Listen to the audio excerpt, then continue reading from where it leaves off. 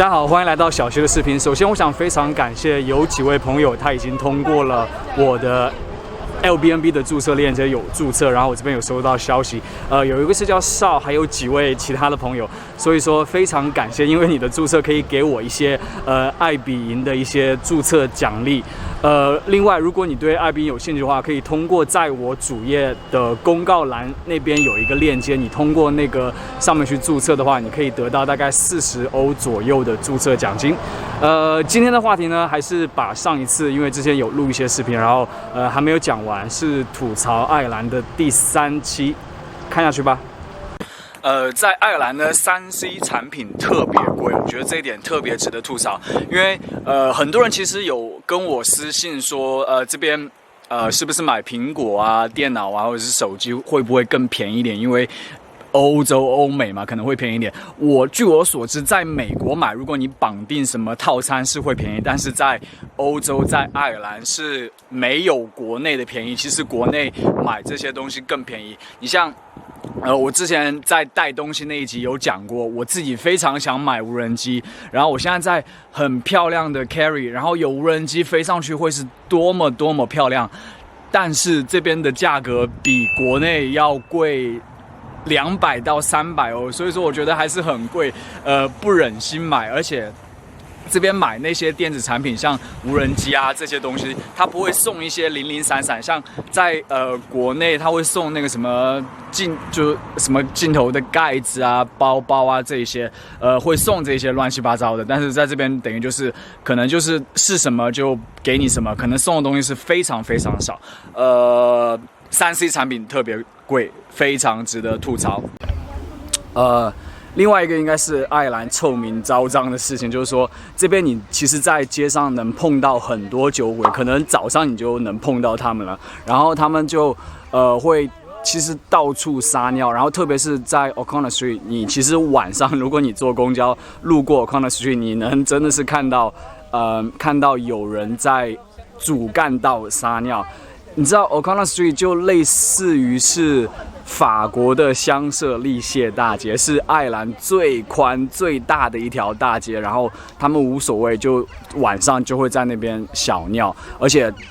像 O'Connor Street 还有那个比较有名的那个是 Temple Bar， 你都能闻到很多尿骚味。然后另外接着这一点讲的是，就是说那些酒鬼的话，有的时候会去跟你打招呼，其实他们没有恶意的，他们有的时候还会。可能有的时候是嗑多了东西，而且是喝多酒，他有时候会上前跟你打招呼，然后想跟你握手，其实没有恶意。但是另外一部分人他可能会问你要公交零钱，他们用的最多的理由就是说，你可不可以给我一点那个零钱坐公交？这个是你如果来爱尔兰你绝对会碰到的，以这个理由就是说他们只想要几块钱而已，就是说那些人。他们能要多少就要多少，然后我觉得其实不烦，但是也是他一个酒鬼的文化的体现之一。然后我讲一个经历，就是说你在路上的话，可能大白天也会碰到一些吸毒的人，因为我记得我当时有住在Capel Street， 然后有一个其实还挺宽的一个巷子里面，我就有亲眼看到。吸毒的人就是在那边打针，所以说，我记得印象很深刻，是因为我当时还报了警，因为他们经常出现在我家的后巷那边，但是很遗憾的是警察没有出现，所以说这一点大家可以注意一下，其实他们并没有恶意，但是可能有1-2个，万一看到那些人的话，可能还是离他们远一点比较好。另外讲到酒鬼的话，因为我之前有去一家店看一些卖阿手的，是叫 CEX Buy， 然后你去那家店，我当时去那家店的话，我看到有一个酒鬼正好走进去，然后拿一个那个你知道就是塑料袋，然后里面竟然装了一台电脑，就是说他去那边卖他可能刚刚不知道从哪里弄来的电脑，然后那个售货员他可能就很警觉，他可能好像当时他走了以后的话，他就打电话给了他经理，应该是他报了警。所以说，如果大家在都柏林的话掉了什么东西的话，可以去那家店里面看一下，因为那家店可能在市中心有几家，可能如果是酒鬼抢了或者是怎样，他应该肯定是想最快的顺手卖出去。那家店叫 CEX 百，所以大家可以去看一下。这边买房其实比租房要便宜。我说的这个便宜是每个月要付的钱，其实是要比租房要便宜的。我之前有一集是都柏林的房租超贵的，你们有兴趣可以在下面，我会把链接放在下面，可以再去看一下有多么的贵。另外一个有关于租房的，我要吐槽的，其实我自己没有碰到过，但是我帮我同事和朋友吐一下槽，因为这边因为你知道房租很贵，然后其实房东赚很多钱，然后他会有的时候会用一些理由的话把你赶出去。他因为这边的法律规定的话，他在每一年的涨的幅度的话不能高于多少，具体我忘记了，等于是有一个这个规定。但是如果有些房东二房东的话，他可能他就想你知道多赚点钱，然后把你赶出去，然后他找新来的人，他可以提高很多房租，不然的话他一直租你的话，他就提高的那个你知道不能提得很高。这边房东把你赶出去的理由很多是说要装修啊，你知道，还有说自己的儿子或者是女儿从国外回来要来住啊之类的。我建议大家碰到这种事情的话，这边有一个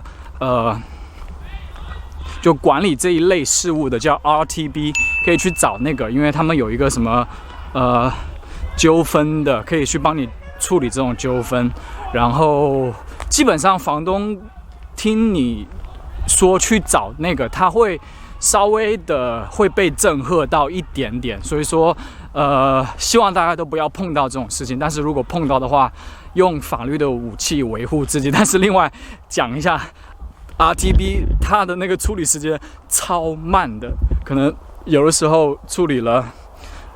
会处理6个月或半年之类的。但是你想，只要他这样一拖的话，房东就不能把你赶出去了。所以说要立马有什么纠纷去找 RTB， 然后他们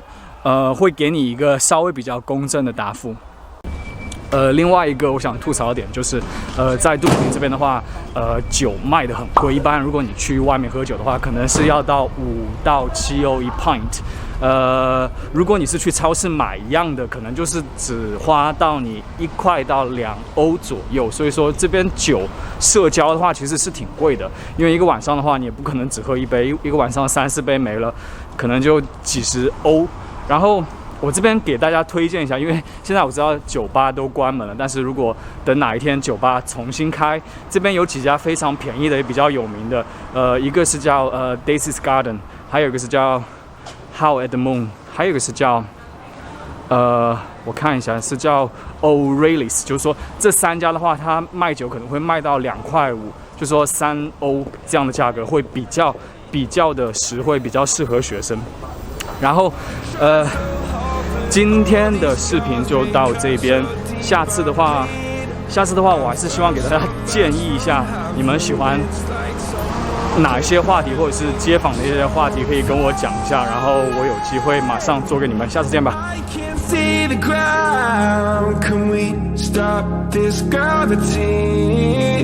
It keeps bringing me down.